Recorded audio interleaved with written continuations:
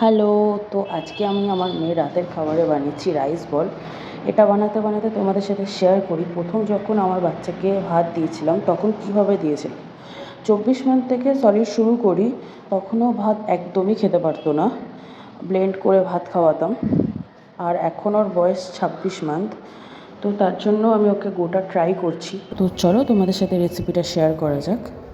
তো প্রথমে একটা কাতলা মাছের পেটি নিয়ে নিয়েছি গোলমরিচের গুঁড়ো, নিয়েছি নুন। তো এটাকে ভালো করে মাখিয়ে নিতে হবে, কিছুক্ষণ মাখিয়ে রেখে দেবে।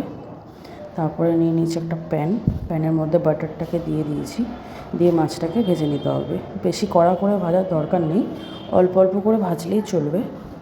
তো মাছটা ভেজে তুলে রাখছি। তারপরে প্যানে আবার একটু বাটার দিয়ে দিলাম, দিয়ে একটু সবজি দিয়ে দেবো। সবজির মধ্যে দিয়েছি বিনস, গাজর আর ক্যাপসিকাম। দিয়ে এটাকে ভালো করে ভেজে নিতে হবে, কোনো মশলা এর মধ্যে অ্যাড করতে হবে না। তো ভেজে তুলে রাখছি। আবার মাছের কাঁটা ছাড়িয়ে নেবে যাতে মাছে একটাও কাঁটা না থাকে। তো এই দেখো এরমভাবে ছাড়িয়ে নিয়েছি গোবিন্দভোগ চালের ভাত। তো ভাতটা একটু গলা গলা টাইপের নেবে। আর নিয়েছি বাটার, গ্রেট করা চিজ, গোলমরিচের গুঁড়ো, নুন। দিয়ে এটাকে ভালো করে মেখে নিতে হবে, সুন্দর করে ভালো করে ওটাকে মাখতে হবে, ঠিক আছে? তো মেখে এটাকে ছোটো ছোটো করে বল করে নিতে হবে। তো দেখো ঠিক এইভাবে বল করে নেবে, সুন্দর করে বলটাকে রেডি করি। তো বল রেডি হয়ে গেছে। তো প্যানের মধ্যে দিয়ে এটাকে ভালো করে ভেজে নিতে হবে, ভালো করে একদম এপিট ওপিট করে কড়া করে ভাজতে হবে।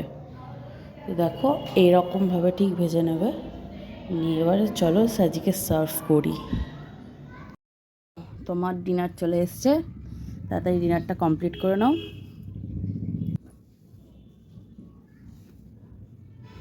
তাড়াতাড়ি কমপ্লিট করো।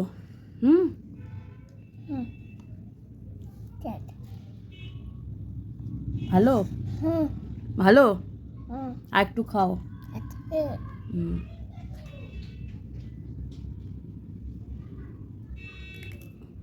খাও, টেস্টি টেস্টি। ব্রোকলিটা খাও, ব্রয়েল ব্রোকলি। খাবে না কেন? খাবে না কেন? খাও। এটা ডিপ করো, রাইস বলটা ডিপ করো সসে। হ্যাঁ ডিপ করো, সসে ডিপ করো এরমভাবে। খাও।